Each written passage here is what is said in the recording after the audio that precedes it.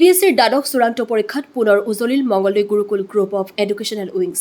কলা শাখাত প্ৰতীক্ষা শিৱমে 94.8%, বিজ্ঞান শাখাত দেৱাশিষ চহৰীয়াই 94.2% আৰু অনুৰাগ বৰুৱাই 92.2% লাভ কৰি মংগলদৈৰ লগতে বিদ্যালয়খনলৈ গৌৰৱ কঢ়িয়াই আনিবলৈ সক্ষম হৈছে। মংগলদৈৰ পৰা মিৰ চাহিল ইৰফানৰ প্ৰতিবেদন AIN লাইভ।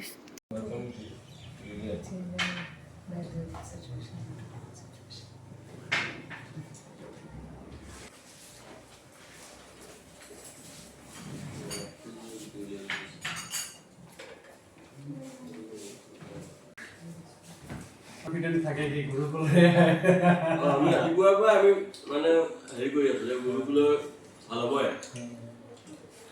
কিন্তু মই অলপমান আছে হয়, মোৰ নাম দেৱাশিষ চহৰীয়া। মই গুৰুকুল গ্ৰুপ অফ এডুকেশ্যনেল উইংছৰ পৰা এবাৰ 94.2%ৰে ক্লাছ 12 ছায়েন্সত উত্তীৰ্ণ হৈছোঁ। মই পোনপ্ৰথমেতো নিজৰ সকলো শিক্ষাগুৰু প্লাছ মা দেউতা লগতে মোৰ সকলো জ্যেষ্ঠজন যোনলৈকে মোক গোটেই জাৰ্ণিটোতে সহায় কৰিছে তেওঁলোকক মই আন্তৰিকভাৱে ধন্যবাদ জ্ঞাপন কৰিব খুজিম।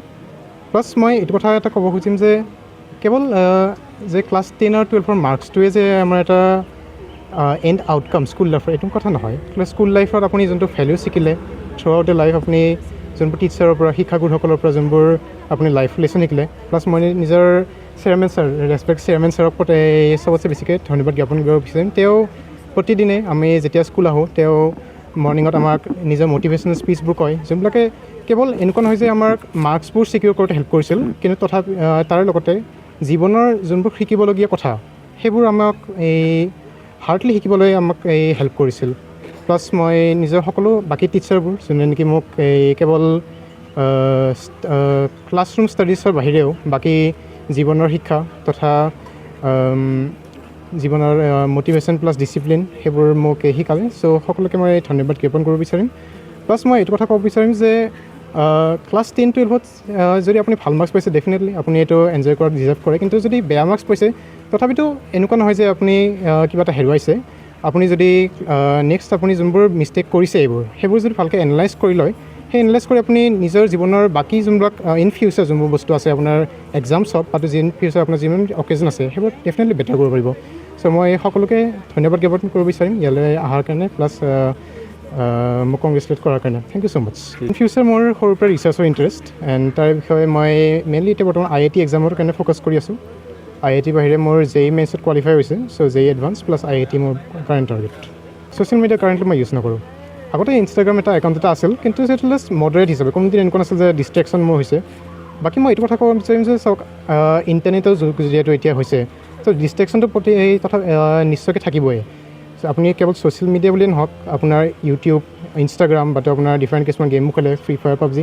চ' চাওক, যেতিয়ালৈ মডাৰেশ্যনত কিবা এটা বস্তু আছে তেতিয়ালৈ বস্তুটো থকাটো একদম বেয়া বুলি ক'ব নোৱাৰি। বহুত বস্তুৰ পৰা আমি শিকিব পাৰোঁ, যেনেকৈ আজিকালি AI আহিছে, সেইবোৰৰ পৰা বহুত বস্তু শিকিব পাৰে। কিন্তু যিহেতু বস্তু এটা যদি আপোনাৰ এনেকুৱা হৈছে যে আপুনি ব্ৰেইনটোক কণ্ট্ৰল কৰা নাই, আপোনাৰ ব্ৰেইনটো আপোনাক কণ্ট্ৰল কৰি আছে, আপুনি যদি পঢ়িব লৈছে তথাপিতো মাজে মাজে আপোনাৰ মোবাইল নটিফিকেশ্যন এটা আহি যায়, চ' আপুনি ডিষ্ট্ৰেক্ট হৈ যায়, তথাপিতো মই ভাবোঁ যে আপুনি তেতিয়া বন্ধ কৰিব লাগে, সেইটো নিজৰ একশ্যন ল'ব লাগে। আল্টিমেটলি মই এটা কথা লাষ্টবাৰ ক'ব বিচাৰিম যে লাইফটো আমাৰ একচুৱেলি চাব গ'লে বহুত সৰু। সেই হিচাপে লাইফত আমি যোনবোৰ নিজৰ আচল গ'লবোৰ আছে, আমি লাইফত যোনটো বিচাৰোঁ সেইবোৰ কৰিবলৈ আমাৰ নিজৰ জীৱনত যিমান শক্তি আছে, যিমান এনাৰ্জি আছে, সেইবোৰ আমি এতিয়া এই বস্তুটোৰ ওপৰত পূৰ্ণ আমি মনেৰে কি বুলি কয় এইটো এপ্লাই কৰিব লাগে। তাতে মানে অলপমানো আমি ছেকেণ্ড থট আনিব লাগে যে পাৰিম নে নোৱাৰিম বুলি। সেইটোৱে মই কৈ সামৰণি মাৰিব খুজিম। থেংক ইউ ছ' মাছ। নমস্কাৰ, মোৰ নাম অংগৰাগ বৰুৱা।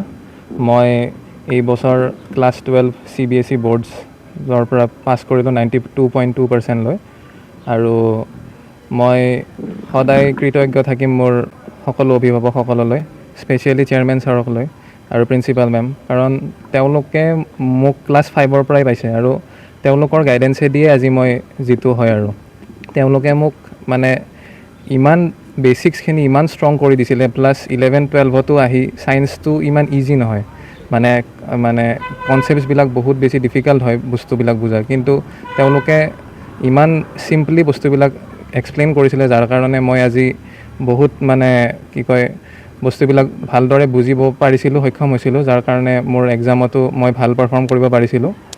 আৰু মই সদায় চেয়াৰমেন ছাৰ, প্ৰিন্সিপাল মেম আৰু মোৰ সকলো টিচাৰ্ছবিলাক যেনেকৈ কোৱেল মেম হওক, আৰু আমাৰ মেথছৰো ছাৰ আছিলে KP ছাৰ বুলি, কৃষ্ণ প্ৰসাদ ছাৰ, তেওঁলোক, আৰু তেওঁলোক সকলোলৈ মই সদায় কৃতজ্ঞ থাকিম আৰু এতিয়া মই বাকী এণ্ট্ৰেঞ্চ এক্সামবিলাকৰ কাৰণে প্ৰিপেৰেশ্যন কৰি আছোঁ CUET হওক আৰু আপোনাৰ আইজাৰ এপ্টিটিউড টেষ্ট গতিকে সেইবিলাকৰ কাৰণে মই এতিয়া সেইবিলাক এক্সাম দিম আৰু তাৰ কাৰণে মই প্ৰিপেৰেশ্যন চলি আছে আৰু এনেকুৱাকৈ ভৱিষ্যতে কি হোৱাৰ আশা সপোন ভৱিষ্যতে একচুৱেলি মোৰ ৰিচাৰ্চ লাইনত যাবলৈ ইচ্ছা এটা আছে মানে মোৰ বিশেষকৈ ফিজিক্সত মানে ৰিচাৰ্চ কৰিবলৈ এটা মন এটা আছে গতিকে মই চাওঁ কি হয় কেনেকুৱাকৈ বস্তুটো আগবঢ়াব পাৰোঁ তাৰ কাৰণে মই চেষ্টা কৰিম আৰু যিমান পাৰি নিজৰ পৰা দৈনিক মই সেনেকৈ ঘণ্টা হিচাপত মই নকওঁ বাৰু কিন্তু মানে ক্লাছেছ ৰেগুলাৰ আৰু আপোনাৰ কি কয়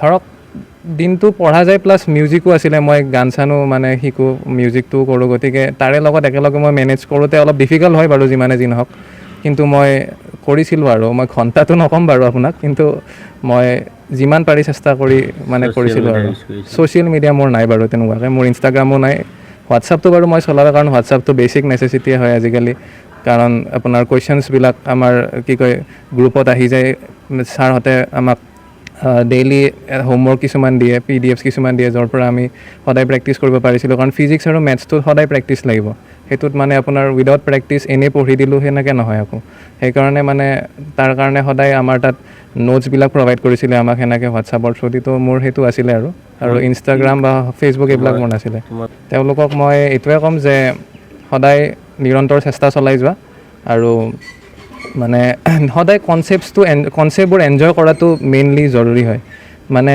আপোনাৰ ছায়েন্সত কি হয় বস্তুটো যদি এনজয় কৰিব নোৱাৰে তেতিয়াহ'লে সেইটো ফিলটো যদি নাহে তেতিয়াহ'লে তেওঁলোকে মানে আপোনাৰ কুৱেশ্যনছ প্ৰেক্টিছ কৰিও সেইটো মানে হেৰিটো নাপাব ছায়েন্সটো আচলতে এটা আপোনাৰ মানে ছায়েন্সটো নিজৰ লাইফত এপ্লাই হয় যাৰ কাৰণে কি হয় সেইটো আপুনি বস্তুটো একদম ফিল কৰি ল'ব লাগিব আৰু চেয়াৰমেন ছাৰৰ এইটোৱে এটা স্পেচিয়েলিটি হয় যে তেওঁ মানে চব বস্তু আমাক ইমান ফিল কৰাইছিলে যে মানে আৰু লেবত আমাক প্ৰেক্টিকেলবিলাক কৰাইছিলে আৰু এনেকুৱাকৈ ফিল কৰাইছিলে যে তাৰমানে আৰু বেলেগ একোৱে নালাগে আৰু কোনো ইউটিউব দৰকাৰ নাই বা এইবিলাক একো দৰকাৰ নাই আৰু এনেকুৱাকৈ টিউশ্যনো নাছিলে ক'ব গ'লে মই অনলাইনত ধৰক ইউটিউবত কিবা এটা দুটা যদি কেতিয়াবা নুবুজা থাকে সেইবিলাক মই চেয়াৰমেন ছাৰক হয়তো ফোন কৰি সোধোঁ নহ'লে মই ইউটিউবত কেতিয়াবা চাই লওঁ আৰু সেনেকৈ আচলতে প্ৰিপেৰেশ্যন কৰিছোঁ মোৰ এনেকুৱা কোনো বেটছো লোৱা নাই না মই ফিজিক্সৱালা লৈছিলোঁ না মই বাইজুচ লৈছোঁ বা কিবা সেনেকুৱা লৈছোঁ মোৰ একোৱে সেনেকুৱা বেটছ নাছিলে মই উইদাউট বেটছ স্কুলত আহি পঢ়ি আৰু নিজে যিখিনি চেষ্টা কৰিছিলোঁ তাৰ হিচাপত মই সেনেকৈ এই ফলাফলটো পাইছোঁ আৰু আমাৰতো ক্লাছ 10ৰ অলৰেডি ৰিজাল্ট দিলে 15 এপ্ৰিলত 15 নে 13 এপ্ৰিলত দিলে তাতে অলৰেডি আপোনালোকে জানেই আজি ক্লাছ 12ৰ CBSE ছায়েন্স এণ্ড আৰ্টছৰ ৰিজাল্ট দিছে কমাৰ্চৰ আমাৰ একচুৱেলি দুটা ষ্ট্ৰীম আছিলে ছায়েন্স এণ্ড আৰ্টছ একচুৱেলি কি হয় আৰ্টছৰতো মাত্ৰ 3জন ষ্টুডেণ্ট আছিলে আমাৰ প্ৰথম বেটছ আৰ্টছৰ তো 3জনেই আপোনাৰ বহুত ভাল ৰিজাল্ট কৰিছে যিজন ফাৰ্ষ্ট পাৰ্চেণ্টেজ পাইছে 94.8 প্ৰতিষ্ঠা শিৱম তেওঁ আমাৰ ইয়াতেও ক্লাছ 10 আমাৰ ইয়াতেই পাছ কৰিছিলে ছেকেণ্ডজনীৰ পাৰ্চেণ্টেজ হ'ল আপোনাৰ 83 পইণ্ট ছামথিং থাৰ্ডজনী 77 আশে পাশে 3জনেৰে আপোনাৰ ভাল ৰিজাল্ট আৰু ছায়েন্সৰ আমাৰ মোটামুটি যিটো হায়েষ্ট পাৰ্চেণ্টেজ পাইছে সেইটো হ'ল আপোনাৰ 94.2 আৰু ছেকেণ্ড হায়েষ্ট পাৰ্চেণ্টেজটো হ'ল আপোনাৰ 92.2 অংগৰাগ বৰুৱা আৰু ফাৰ্ষ্ট পাৰ্চেণ্টেজ দেৱশীষ চহৰীয়া একচুৱেলি কি হয় ছায়েন্সত যিবিলাক ষ্টুডেণ্টে পঢ়ে তেওঁলোকৰ মেইন টাৰ্গেটটো থাকে আপোনাৰ নীট বা JEE মেইনছৰ এণ্ট্ৰেঞ্চৰ তো তেওঁলোকে কি কৰে আপোনাৰ যিবিলাক এডিশ্যনেল ছাবজেক্ট থাকে যেনেকুৱা ফিজিকেল এডুকেশ্যন বা ইংলিছ সেইবিলাকত অলপ গুৰুত্বটো কম দিয়ে সেইকাৰণে অলপমান পাৰ্চেণ্টেজটো কি হয় যেনেকুৱা 98 99 আনাটো অলপ টান হৈ যায় যিহেতু তেওঁলোকে পেৰেলেলি এণ্ট্ৰেঞ্চৰ কাৰণেও আপোনাৰ প্ৰিপাৰেশ্যন কৰিব লগা হৈ যায় তথাপিও আমাৰ মোটামুটি এইবাৰ 15জন মানে ষ্টুডেণ্ট আপোনাৰ ষ্টাৰ মাৰ্কছ পাবলৈ সক্ষম হৈছে টোটেল 32 ষ্টুডেণ্ট আছিলে আমাৰ টোটেল হাই ছেকেণ্ডেৰী বেটছত যিহেতু আমাৰ স্কুলো নতুন লাহে লাহে আমাৰো গ্ৰ'থ হৈ আছে আৰু ভালেই লাগিছে খালি এটা দুটা ষ্টুডেণ্টৰ মই একচুৱেলি নকল মানে এটা দুটা ষ্টুডেণ্টৰ আমাৰ অকণমান ভাবাতকৈ অলপ কম পাইছে মানে এইবাৰ চেকিং ছিষ্টেমটো চেঞ্জ হৈছে কম্পিউটাৰাইজ চেকিং হৈছে তো কম্পিউটাৰাইজ চেকিঙত কি হয় কিমান বা কম্পিউটাৰাইজ মানে ট্ৰেইনিং পাইছিলে চেকিং কৰা এক্সামিনাৰখিনিয়ে তো মই মানে অলপমান ৰিজাল্টটো যিহেতু মই নিজে পঢ়াইছোঁ অলপমান কেইজনমান ষ্টুডেণ্টৰ অলপ ৰিজাল্টটো মানে ভাবাতকৈ অলপ কম হৈছে হয়তো ৰিচেকিঙত ওলাব কিন্তু তথাপিও অভাৰঅল যথেষ্ট মই বহুত জেগাত খবৰ ল'লোঁ চব স্কুলৰে মানে ৰিজাল্ট যেনেকুৱা গুৰুকুল তেজপুৰ বা যেনেকুৱা মই খবৰ ল'লোঁ চবৰে মানে আপোনাৰ 80 ক্ৰছ হোৱা নাই তো অলপমান চেকিঙত হয়তো অলপমান খেলি মেলি হ'ব হৈছে তুলনামূলকভাৱে আমাৰ যথেষ্ট ভাল আৰু ছায়েন্সৰ হায়েষ্টটো হ'ল আপোনাৰ 94.2% আৰু আৰ্টছৰ হায়েষ্ট হ'ল 94.8%। কি হয় মই as a founder director as a educated person মোৰ এটা ইম'শ্যন আছে স্কুলটোৰ লগত, খুব ইম'শ্যন জোৰা হৈ আছে। যেনেকৈ আজি মই এজন দুজন ষ্টুডেণ্টৰ যেনেকৈ আশাতকৈ অলপ কম পাইছে, মই আৱেগিক হৈ আছোঁ মানে। তো ইম'শ্যনছটো মেইন, মানে সদায় ৰাতিপুৱা যদি মই যেতিয়াই উঠোঁ, যেতিয়া সেৱা এটা লওঁ, ৰাতিপুৱা এটা হয় কি স্কুলখন আমি কেনেকৈ আগুৱাই লৈ যাম, বাচ্ছাখিনিক আমি কেনেকৈ চিৰিয়াছ কৰিম, বাচ্ছাখিনিক কেনেকুৱা কেয়াৰ কৰিম। আৰু যিহেতু আজিকালি কি হয়, ষ্টুডেণ্টবিলাক অলপ মোবাইল এডিক্টেড হয়, বেছিভাগ ঘৰতে থাকিব বিচাৰে। ক'ভিডৰ পিছৰ পৰা এইটো হৈছে। তাৰ মোৰ এটা খুবেই এটা চেষ্টা আছিলে কি বাচ্ছাখিনি এটা পৰিৱেশত অনাৰ কাৰণে। তো সেই চেষ্টাটো অব্যাহত আছে, আগলৈ সেই চেষ্টাটো মই অব্যাহত ৰাখিম। তো আফটাৰ অল আমাৰ গোটেই শিক্ষক শিক্ষয়িত্ৰীখিনি বহুত আৱেগেদি আমাৰ কাম কৰে, বাচ্ছাৰ কাৰণে ভাবে। খুব স্বাস্থ্য গঠনৰ পৰা আদি কৰি অভ্যাস গঠনৰ পৰা আদি কৰি গোটেই মানসিকভাৱে সিহঁতক যাতে আমি সুস্থ কৰিব পাৰোঁ, এটা কণ্টিনিউৱাছ প্ৰচেষ্টা। আৰু আমি কৰিব লগা আৰু বহুত আছে, আৰম্ভণিহে আৰু কৰিব লগা আছে। দেখা গৈছে যে মই ক'ব লগা বহুত নাই। চাওক, বিভিন্নজনৰ বিভিন্ন হেৰি থাকে, ইথিক্স থাকে। মই স্কুল খুলিছোঁ বাই চৰ্চত। মই যিহেতু চাকৰি এৰি আহিছোঁ, মই শিক্ষাটো এটা ছাৰ্ভিচ বুলি ভাবি আহিছোঁ। মানে যেনেকুৱা জুবিন দাই কৈছিলে, গানটো এটা মানে কলা, দান কৰিব লাগে। তো তেনেকৈ আমি ভাবোঁ। মই চাওক, পইচাটোতো লাগিব, দৰমহা পাতি দিব লাগিব টিচাৰক, বা ইনফ্ৰাষ্ট্ৰাকচাৰ ডেভেলপ কৰিব লাগিব। মই অলপ ব্যতিক্ৰমীভাৱে ভাবোঁ, মই যেতিয়া যি পইচাই পাওঁ স্কুলৰ কামতে লগাই দিওঁ। আপুনি জানে মই ক'ত ফুৰিবও নাযাওঁ, মোক যদি সৰু ঘৰৰ পৰাও যদি পইচা কিবা কাপোৰ কিনিব দিয়ে, সেইখিনি মই স্কুলতে লগাই দিওঁ।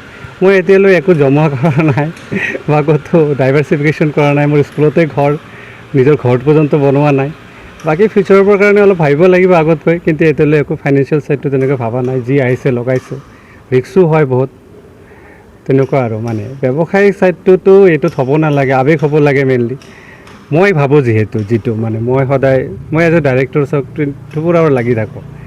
তো ফাইনেন্সিয়েল ছাইডটোতো বহুত এটা ভবা নাযায়, যিখিনি আহে স্কুলৰ কাৰণেই ভবা যায়। যিমান পাৰোঁ আমি সুবিধা দিব ট্ৰাই কৰি আছোঁ, টিচাৰখিনিক ভাল অনাৰ চেষ্টা কৰি আছোঁ। যিকোনো খবৰ বিজ্ঞাপনৰ বাবে যোগাযোগ কৰক 7896121996।